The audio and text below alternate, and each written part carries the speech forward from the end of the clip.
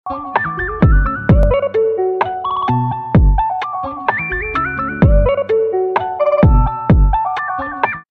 আসসালামু আলাইকুম।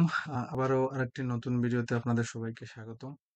সো এর আগে আমি একটি ভিডিও করেছিলাম যেটাতে আমি বাংলাদেশ ই-পাসপোর্টের সম্পূর্ণ গাইডলাইন তুলে ধরছিলাম এবং সেখানে একটা আহ, একটা অপশন আমি স্কিপ করেছিলাম যেটা হচ্ছে সম্পূর্ণ আলাদা একটা কনসেপ্ট, লস্ট পাসপোর্ট। সো আমাদের অনেকের পাসপোর্ট যখন লস্ট হয় কিংবা ইমিগ্রেশন প্রসেসের জন্য অনেকে আমেরিকাতে আসার পরে বা ইউকেতে আসার পরে অনেক সময় লস্ট পাসপোর্টটা কারেন্ট পাসপোর্ট যেটা হাতে থাকে ওটা লস্ট দেখানো হয়। সো সেক্ষেত্রে কি করতে হবে, কিভাবে বানাতে হবে?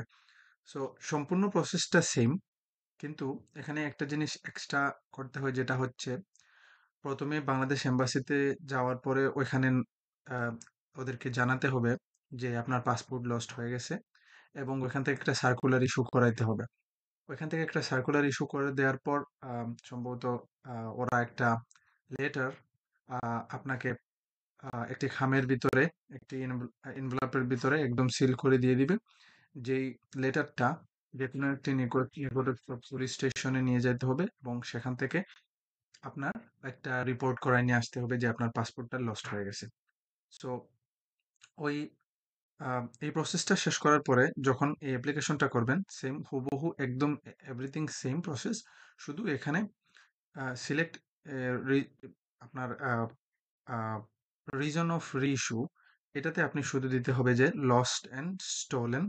দেওয়ার পরে আপনাকে এখানে ডিটেলসে দিতে হবে যে আপনি কোন আহ, এটা হতেছে বাংলাদেশে যদি লস্ট অ্যান্ড স্টোলেনের ক্ষেত্রে জিডি করাইতে হয় এবং জিডি নাম্বার দিতে হয়। বাট আমরা তো বাংলাদেশের বাইরে, সো বাংলাদেশের বাইরে আপনি যে দেশে আছেন, ইউকে, তারপরে কানাডা, অস্ট্রেলিয়া, এগুলাতে হন। সো আমি তো ইউনাইটেড স্টেটসের ইয়েটা আমি দেখে দিতেছি। এখানে আপনি প্রথমে পুলিশ স্টেশন সিলেক্ট করলেন, কোন দেশের পুলিশ স্টেশন, তারপর পুলিশ স্টেশনের অ্যাড্রেস দিলেন কোন পুলিশ পুলিশ স্টেশন, এবং সেখান থেকে আপনি যখন একটা রিপোর্ট করবেন তখন ওই ওই পুলিশ স্টেশন আপনাকে একটা রেফারেন্স নাম্বার দিবে। সেই হুবহু রেফারেন্স নাম্বারটা এখানে বসায় দিতে হবে। তারপরে যে রিপোর্টের ডেট আছে ওই রিপোর্টের ডেটটা বসিয়ে দিতে হবে এবং যে পাসপোর্টটা হারাই গেছে ওই পাসপোর্টের নাম্বার, পাসপোর্টের date of issue, date of expire, that's it. আর বাকি সব প্রসেস একদম সেম থাকবে।